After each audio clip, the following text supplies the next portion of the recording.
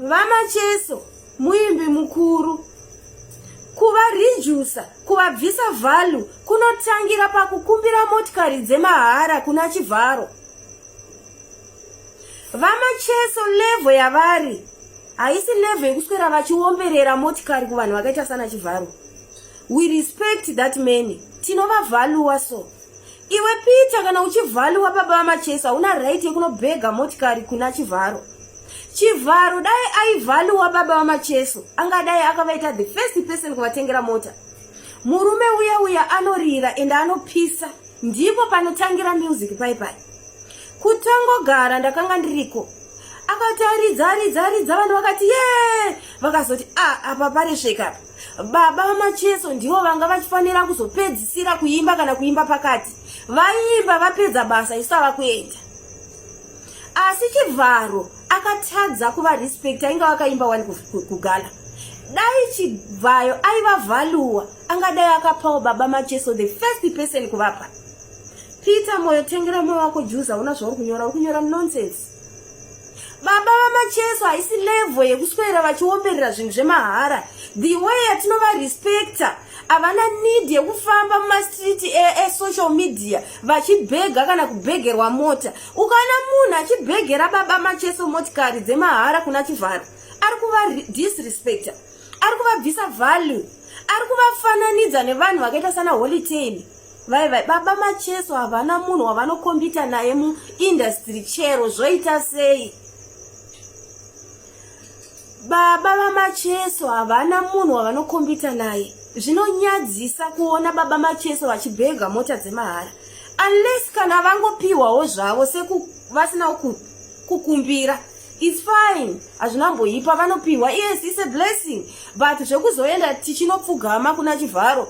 Kuti Chivharo tengera baba vedu Macheso mota. It's disrespect. Tiri kudisrespecta Macheso. Tiri kuvabvisa value Macheso nekuti vajambiwa. Isusu mafanzi kana tichida Macheso ndisu tichatengera Macheso motikari mando yatinoda.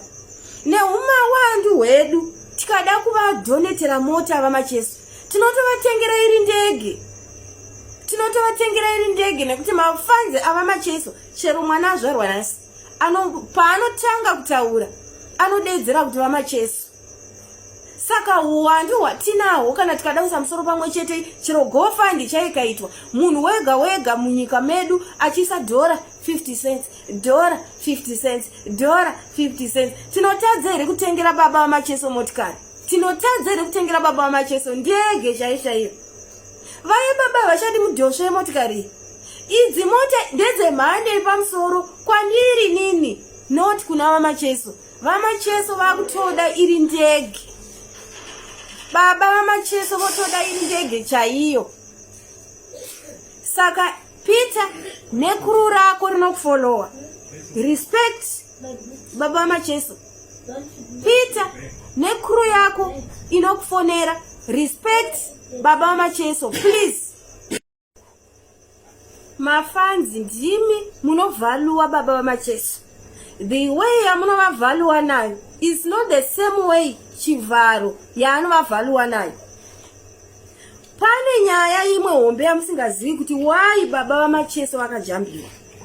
Ipapo unofanira kupabvunza because everyone anoziva kuti baba Macheso ndiye the founder munyaya dzemusic.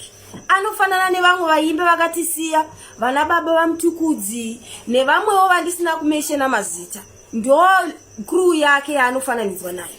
Ndiye munhu aifana kutanga kutopiwa mota kunzi pana Macheso baba Macheso yaipana.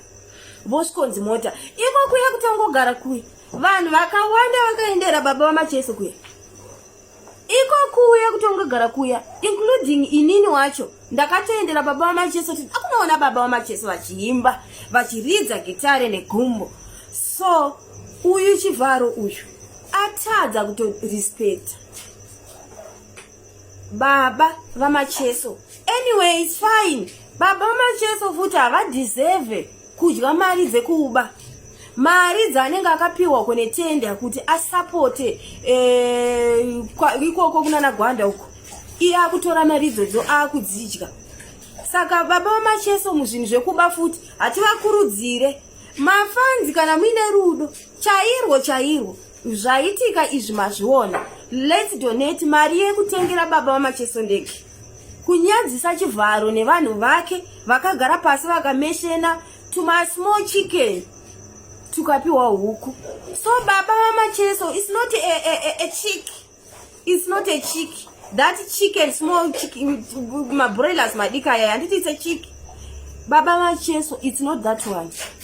Thank you. I think mandinzwisisa ipapa. Unandituka, ndinakutuka.